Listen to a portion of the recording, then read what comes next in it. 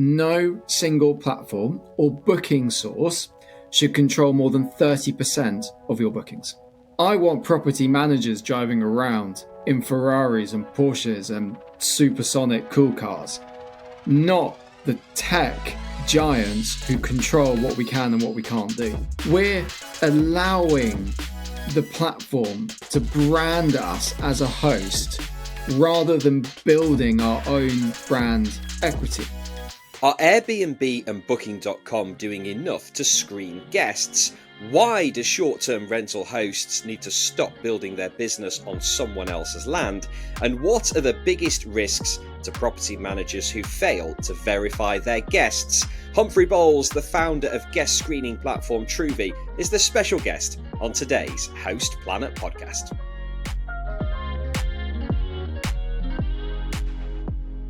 Humphrey, thank you so much for joining us on the Host Planet podcast. Why do Airbnb hosts need to stop building their business on someone else's land?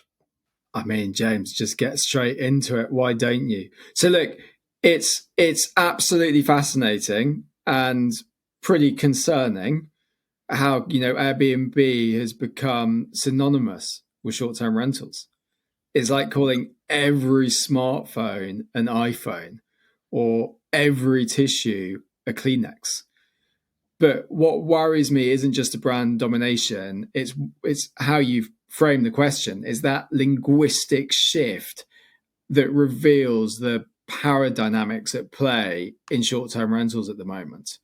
When we collectively kind of adopt Airbnb as a generic term, we're just unconsciously reinforcing the issue that this platform is the industry rather than just one player in it. And it diminishes the identity and independence of property owners and hosts who've built legitimate hospitality businesses. So when you think about it from the other way, you don't think about calling successful hoteliers Marriott partners or Hilton hosts. They're recognized as independent business owners who happen to use certain distribution channels. But in our industry, we've kind of like allowed the platform to become the identity. So when you're building your business on someone else's land, you've got to stop and you've got to view these platforms as the distribution channels, not as your entire business foundation. Is there a bit of a love-hate thing here? I guess, would we be having this conversation now if Airbnb didn't exist? Well, Airbnb has always just been a tool. They started as a tool, but what they've done is to take further and further steps in order to control the entire process from the start all the way through to the finish. And we're allowing the platform to brand us as a host rather than building our own brand equity. So the fact is, James, is that guests now say, I'm staying in an Airbnb rather than I'm staying in a short-term rental. And this just shows how deeply this platform has colonized not just the market, but our language and thinking. And what I'm saying is it's time we reclaim our industry's identity. So that is the problem that I have. And it's not love, hate. It's about who's in control of the industry. Now, I want property managers driving around in Ferraris and Porsches and supersonic cool cars, not the tech giants who control what we can and what we can't do. So when we have more property managers driving Ferraris, we'll know we're in a very, very sustainable industry. Okay, real talk now for all you hosts out there. You know that moment when your guest messages you again with, hey, what's the Wi-Fi code? Or you're staring at 5 different calendars, wondering if you've accidentally double booked the cottage. Yes, We've all been there. That's why here at House Planner we recommend Housefully. It's basically your rentals control centre. It handles bookings across all the big platforms, syncs your calendars to ensure there are no double bookings, automates guest messages, and even creates these really slick digital guidebooks that stop all the repeat questions. Honestly, it just makes your life easier and keeps your guests happier, helping you achieve those all-important 5-star reviews. And here is a little bonus. If you're a House Planet listener, you can get $500 off onboarding for Housefully's property management software and 30% off digital guidebooks for life. Just hit the link in the show notes and use the codes PLANET500 for the PMS and HousePlanetGB for the guidebooks. And if you'd like a proper walkthrough, there's also a link to book a demo with Frank Bosey from Housefully. He will show you how it all works. Less stress, more bookings, sorted with Housefully. I mean, from a branding point of view, Airbnb, I guess, have monopolized the short-term rentals industry in some senses.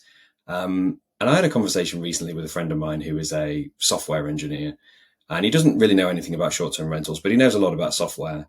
And he took a look at Airbnb and other software in the industry, and he said, do you know the power that Airbnb has? Because if they turn off their API, they'll put so many businesses out of business overnight if they want to. I guess to answer that question, James, you're right, but you're right because people have chosen to build their businesses on someone else's land. So that point, the points you make are incredibly clear that this is why, as an industry, we need to move towards more sustainable ways of operating our businesses. And how does the industry fight back, in a sense? How does the industry become self-serving rather than being built on someone else's land?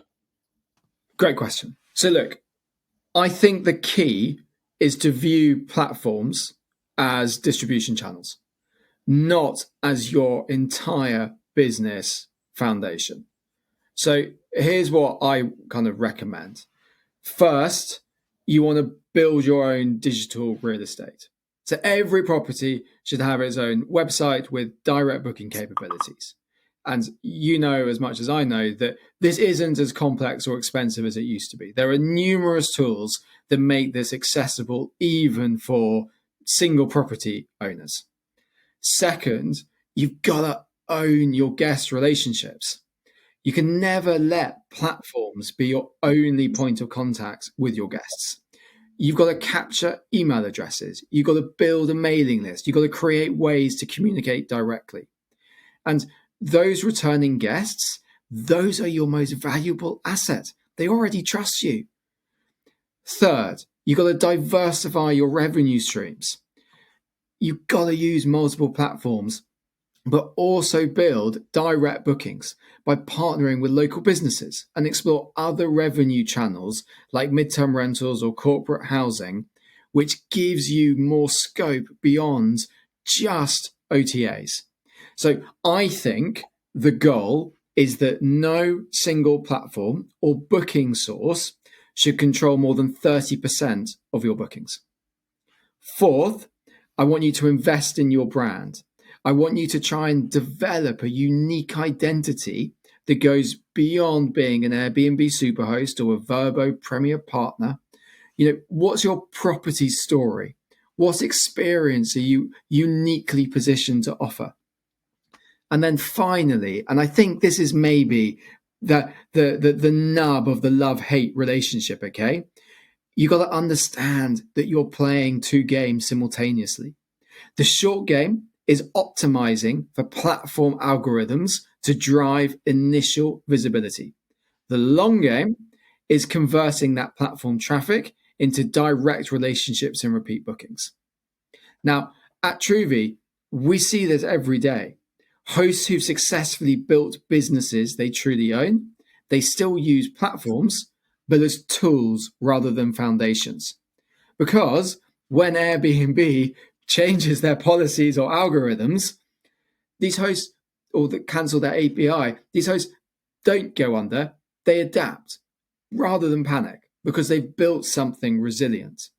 And just to repeat the point, you're not an Airbnb host. You're a hospitality entrepreneur who happens to use Airbnb. There will be hosts and property managers out there who say, I'm on Airbnb, it's fine. I'm getting the bookings that I want. I'm getting the revenue that I want. I can't be bothered with all the rest of this. I'm not going to spend more money, la-di-da-di-da-di-da. What's the danger of adopting that approach? I think that I'll go out there and say, if that is you, that is fine. But you're leaving 25 to 50% of the income on the table.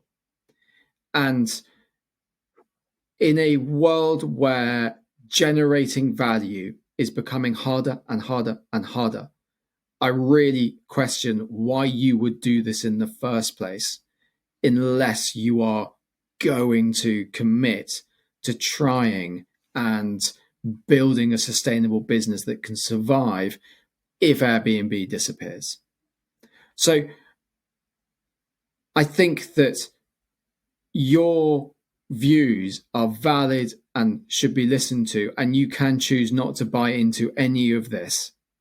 But by taking a few steps towards being able to embrace some of what I'm suggesting, you are going to find more control over your business.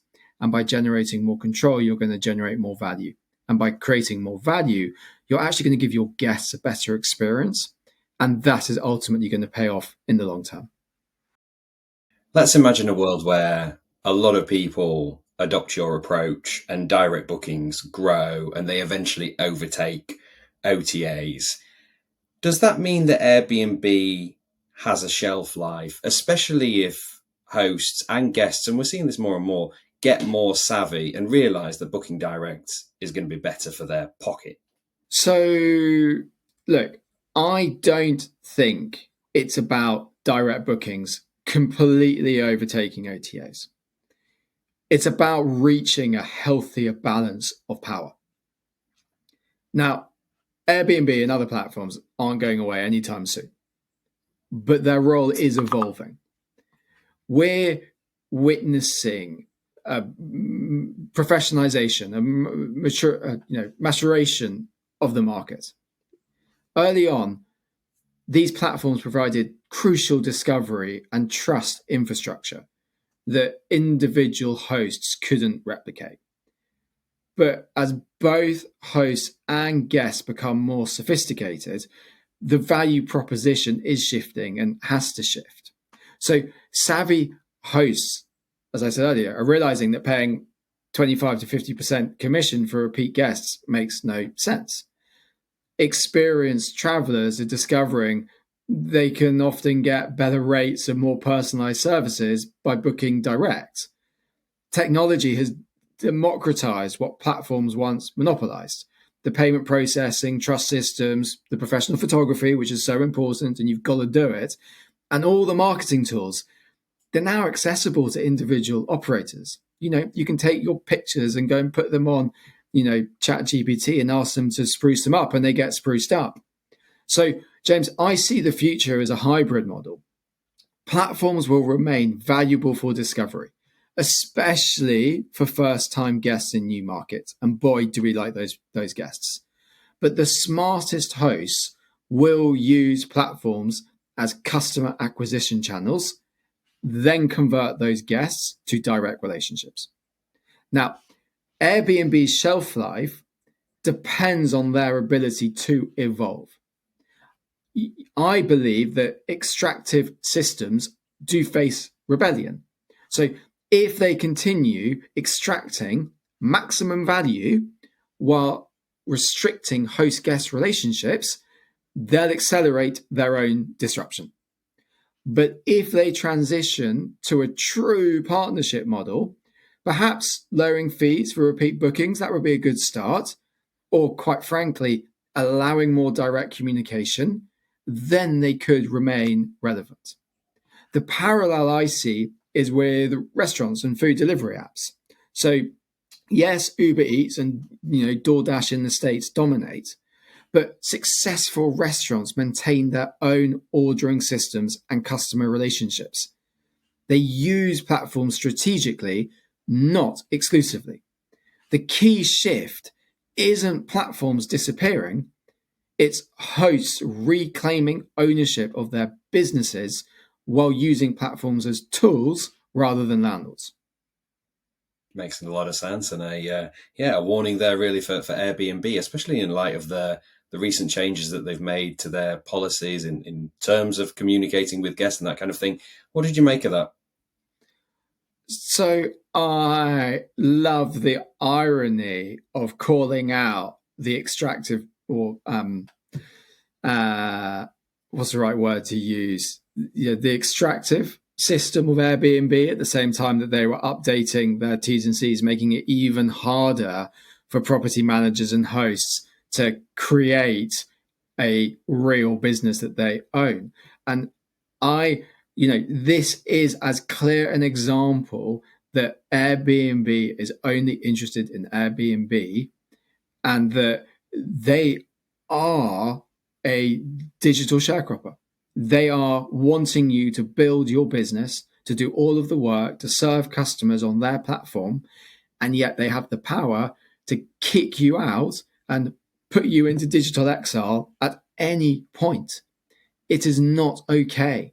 And like I said, extractive systems face rebellion, and we saw some of that rebellion come through in the post fallout. And Airbnb have kind of cooled the jets when it comes down to those policies, and they've left a lot of people confused about what is going on or what isn't going on.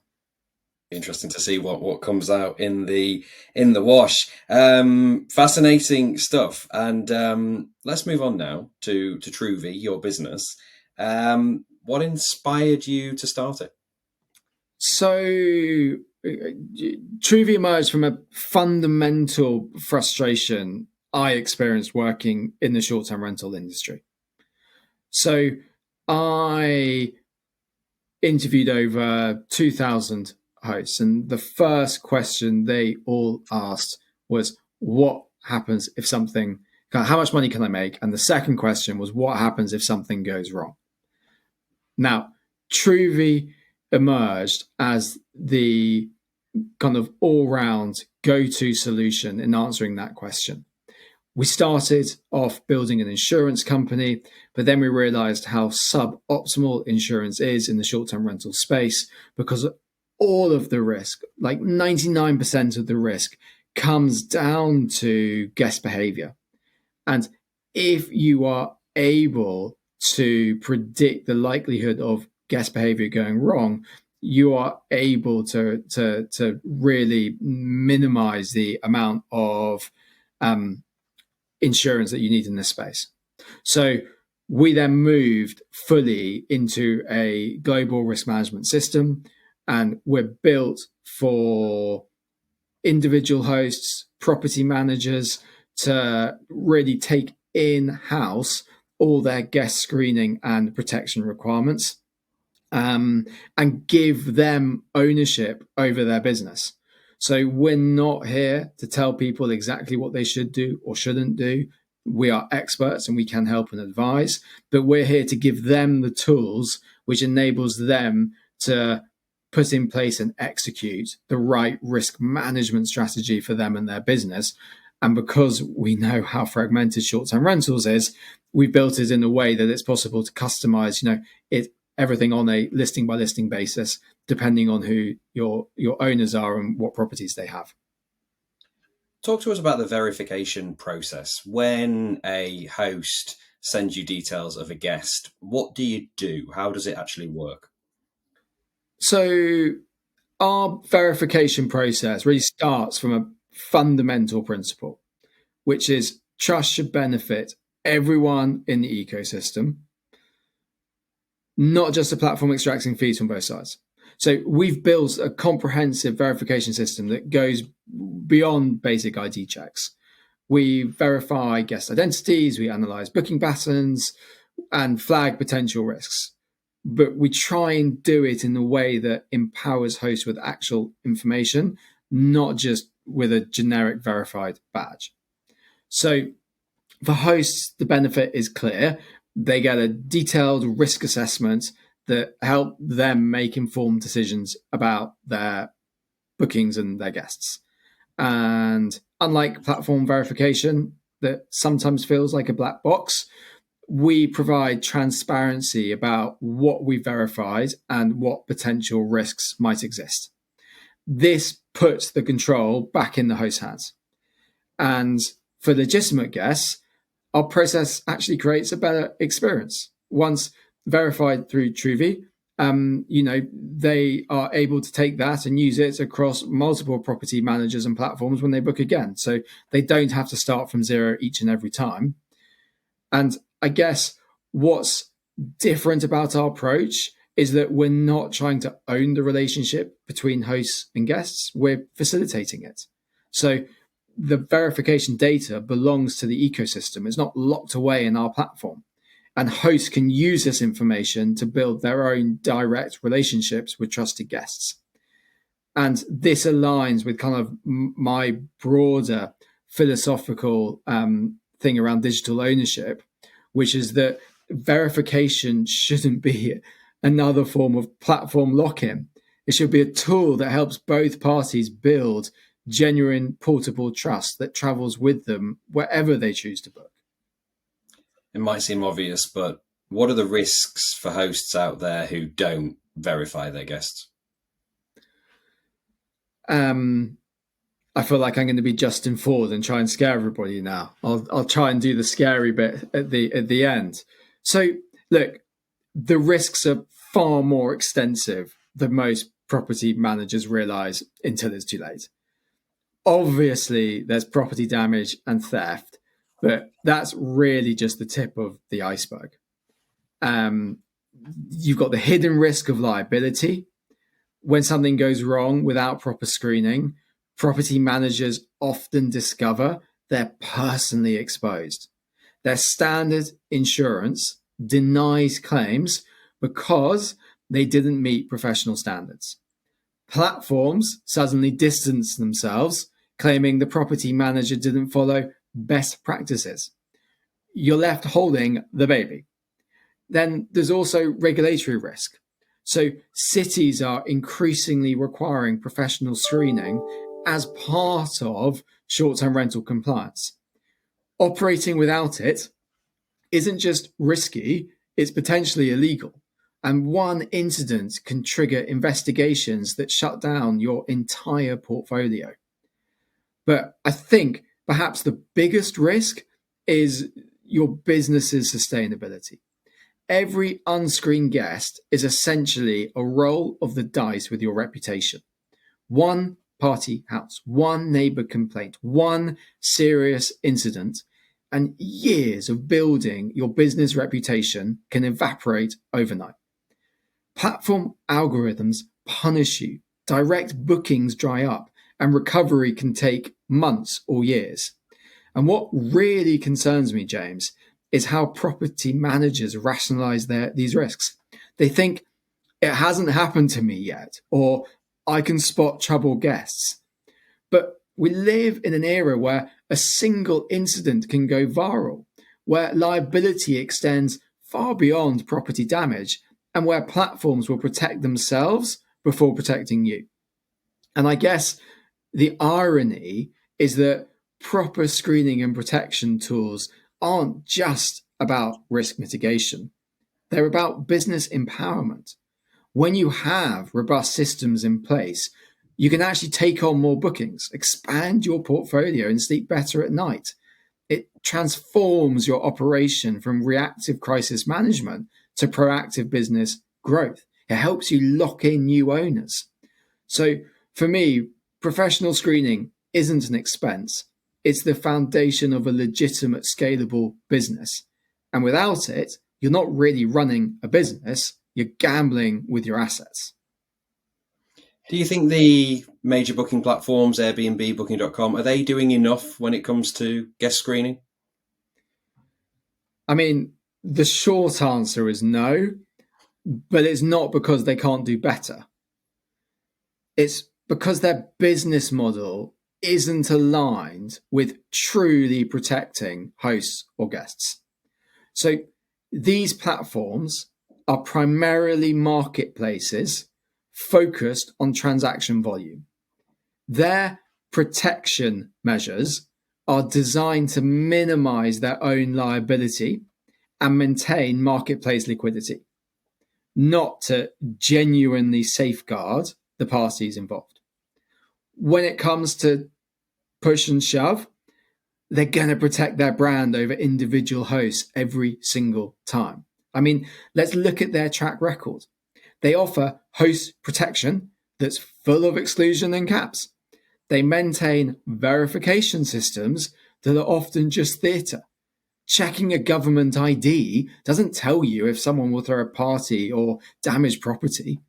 And when serious incidents occur, their standard playbook is to distance themselves, claiming hosts are independent partners responsible for their own risk management. And what's particularly frustrating is that platforms have incredible data and resources. They could build robust protection systems. They could share risk insights with hosts. They could create meaningful products, but these would eat into their profits and potentially slow booking velocity. So instead, they do just enough to appear responsible while shifting maximum risk onto hosts. And they market trust and safety heavily, but deliver minimum viable protection. So it's kind of protection theatre, designed to make guests feel secure enough to book, hosts feel supported enough to list, without actually providing comprehensive coverage. And I have to plug that this is why Truvi exists. We're filling that protection gap that platforms intentionally leave open. And for property managers, they need to understand platforms are marketing channels, not safety nets. And real protection requires independent solution that put your interests first, not the platforms. And the day platforms truly prioritize protection is the day they start sharing liability meaningfully with hosts. Until then, they're doing exactly what their business model demands, just enough to keep the marketplace running, not enough to truly protect the people who make it viable. Does that pretty much sum up your feelings on air cover? And what do you make of kind of what Airbnb are doing in this space compared to Booking.com, which doesn't seem to have anything comparable? So in some ways, what Booking.com do is way better than air cover because they make it really clear they don't do anything. Whereas with air cover, you always have this idea that maybe they will, but then you're just going to get disappointed. So, there are all sorts of failings with all of these booking platforms. And my message isn't to shout out one or the other and say one is worse than the other. My thing is just say, look, as a property manager, you must take control of your business, and it is up to you to put your independent screening in place. Let's talk about the wildest claims that you might have seen. You must have seen some crazy claims over the years. So give us an example of one. Do you know what? I'd love to give you a story like of tigers destroying apartments or monkeys running wild, but like I can't.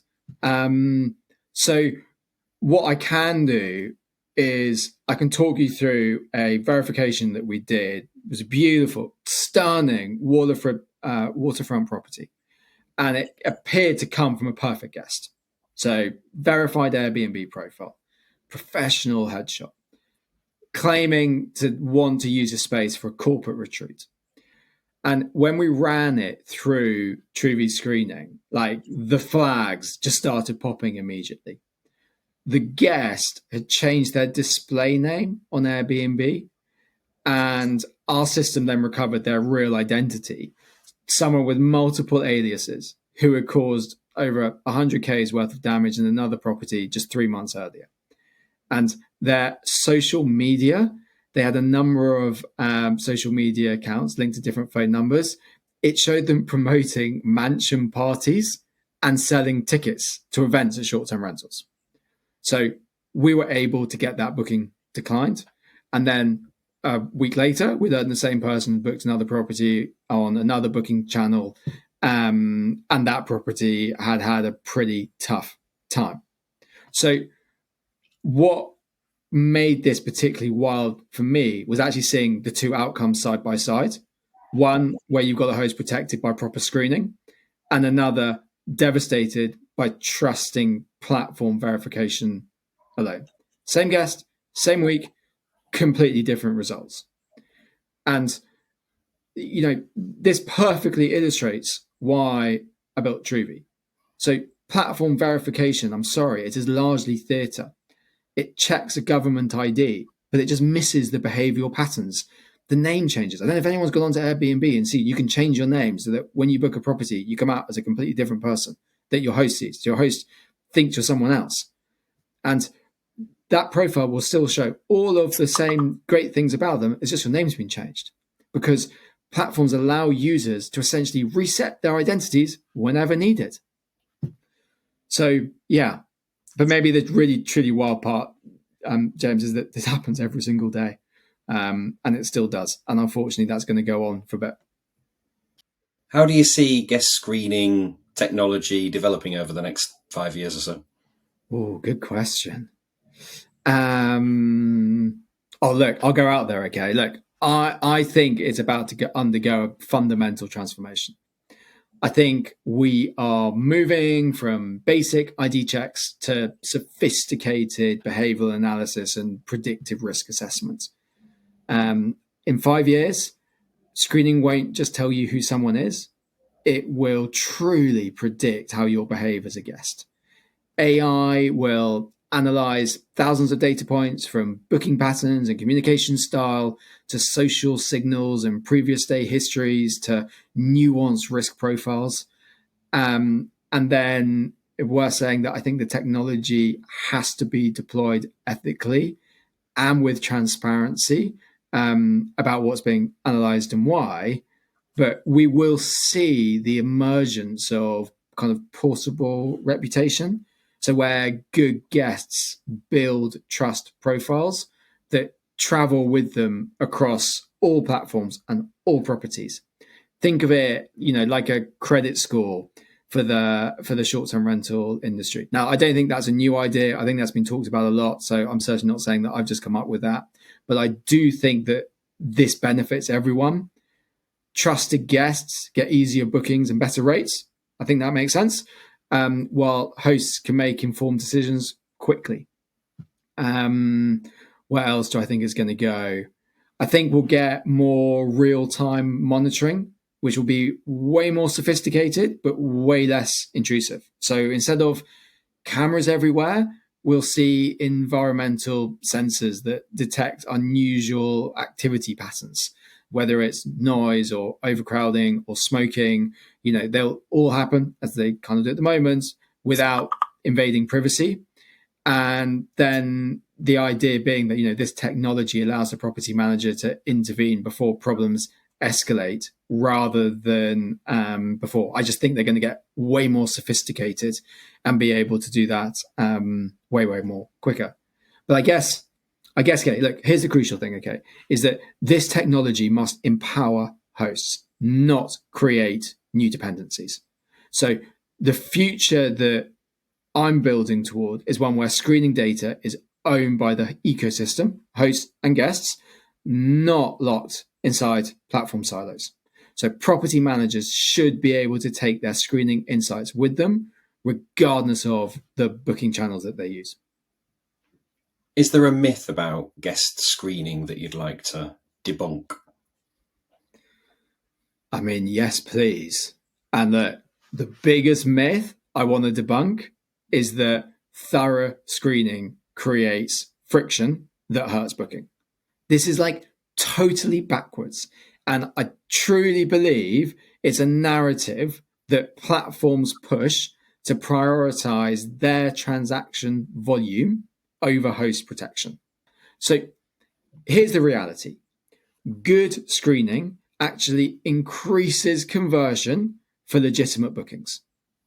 When guests know they're booking with a professional host who takes safety seriously, they're more likely to complete their reservation. They feel more confident, not less. So I see this play out constantly. Hosts worry that adding screening will create a barrier, but what actually happens is their legitimate bookings go up while problematic bookings naturally filter themselves out.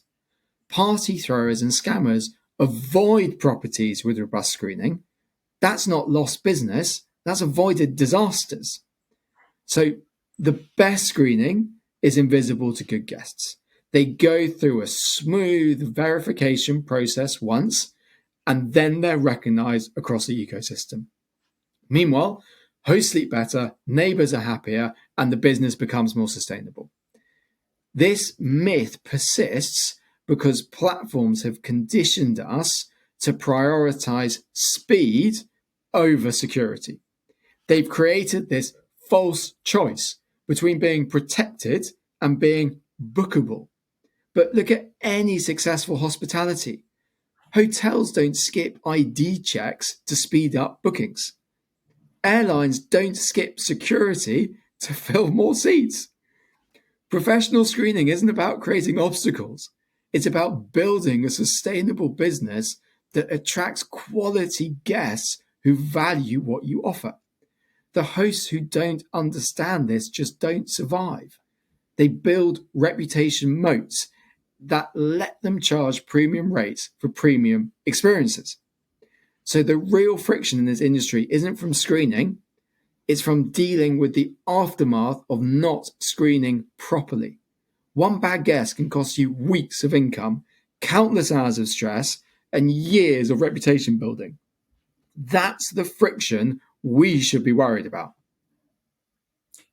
Airbnb will tell hosts and property managers they should have instant book available.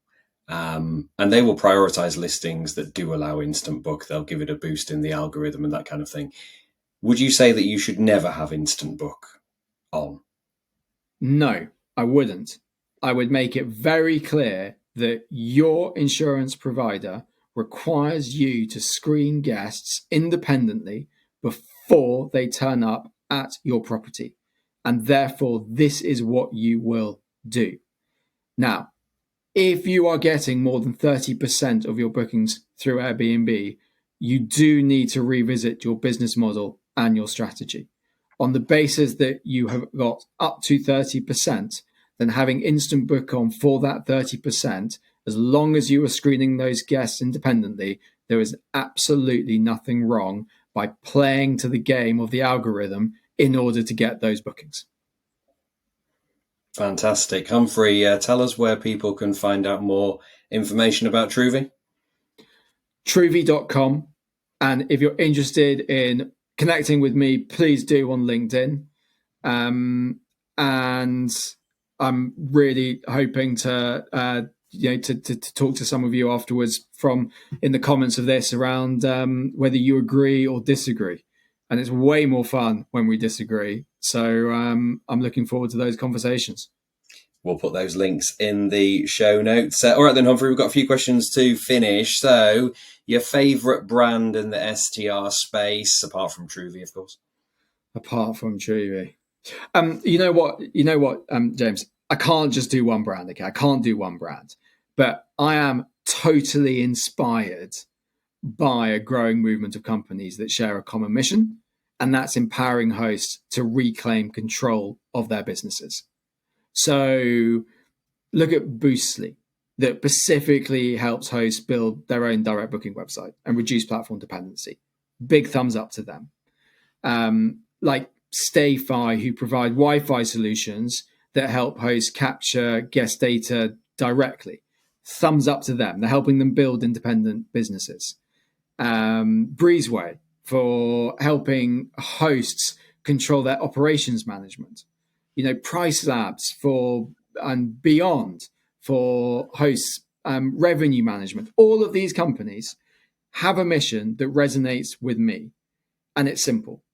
It's give property managers the tools they could once only get from the platforms. Those are the companies that are my favorite brands in this industry. Some great shout outs there. An individual in the STR space you'd like to give a shout out to, and why? So look, I'm a non-conformist, okay? So I have to go down the same route. Just forgive me. So I'll give a shout out to a different kind of hero in this space, okay? And my shout out goes to all the guests who figured out the game and are voting with their wallets for a better ecosystem. These are the guests who use OTAs as search engines and then take that extra step to find and book directly with property owners. They understand that when they book direct, they're usually getting better rates, more personalized service, and they're actually supporting small businesses rather than feeding platform monopolies. So every single time one of those guest books direct, they're casting a vote for a digital economy where small businesses can thrive independently. And they deserve recognition for seeing through the platform marketing and choosing to support real entrepreneurship. Well said. Good shout out there for the savvy guests. Finally then, Humphrey, the one piece of advice you'd like to give every host on the planet. Ooh, okay. Stop thinking like a platform host and start thinking like a hospitality business owner. I think this single mindset shift changes everything. When you see yourself as an Airbnb host, you've already surrendered your identity and independence to platforms. When you recognize that you're running a hospitality business that happens to use various distribution channels, you start making completely different decisions. A hospitality business owner asks, how do I build direct relationships with guests? How do I create a brand that stands independent of any platform? How do I own my data, my processes, my guest experience? A platform host asks, how do I game the algorithm? How do I get more platform bookings? How do I become a superhost? See the difference? One is building equity and independence. The other builds dependencies. So use platforms strategically, but never let them define you. You're not building an Airbnb business.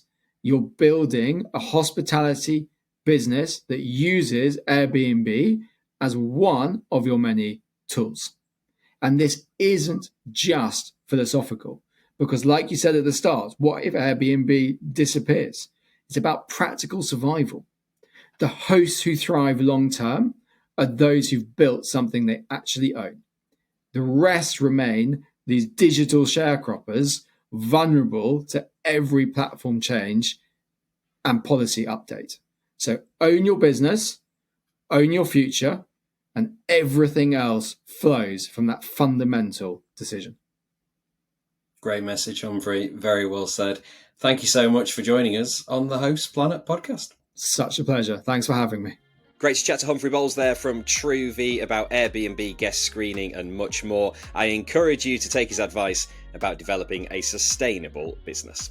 And if you're looking for more free education, head to hostplanet.club, the fastest growing multimedia platform in the short-term rentals industry. We're proud to help hosts and property managers supercharge their businesses by sharing a wealth of free content. Head online to sign up for our newsletter, download our suite of ebooks, and listen to our podcast series. Until next time, happy hosting.